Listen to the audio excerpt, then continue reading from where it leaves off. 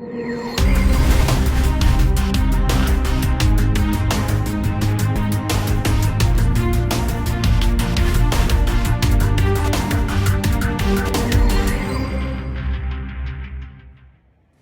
right, here's some footage from yesterday's squat and leg training session.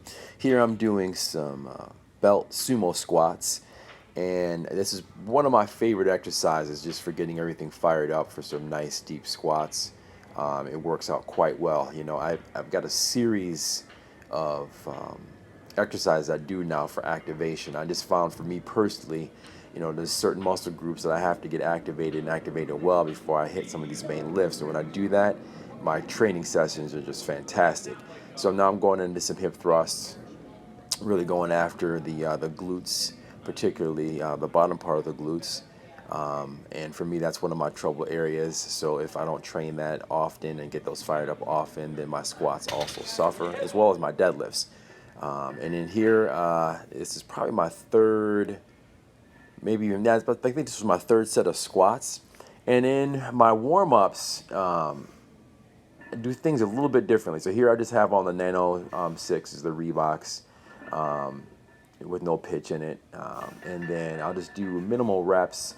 I think I'm knocking out about 3 reps right here.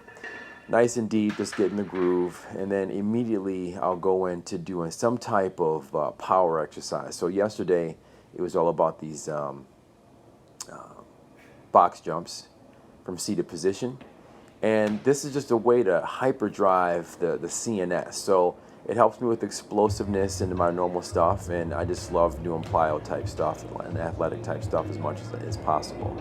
So after doing my squats, then I immediately came over here and would knock out 3 of these. So I did this all of my warm-ups. So I believe I did 4 sets of warm-ups.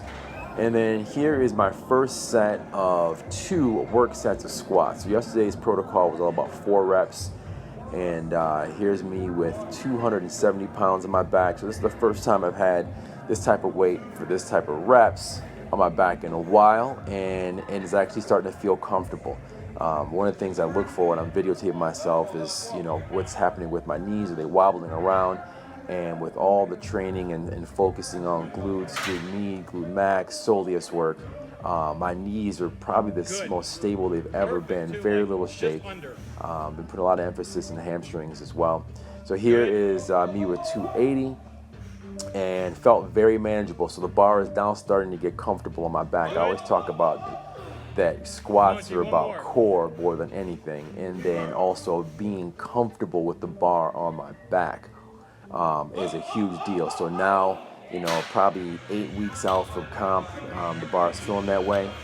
And then we did a lot of different accessory work. I'm trying to get my hands on the bar more, deadlifts at least twice a week now. So doing some deficits right here.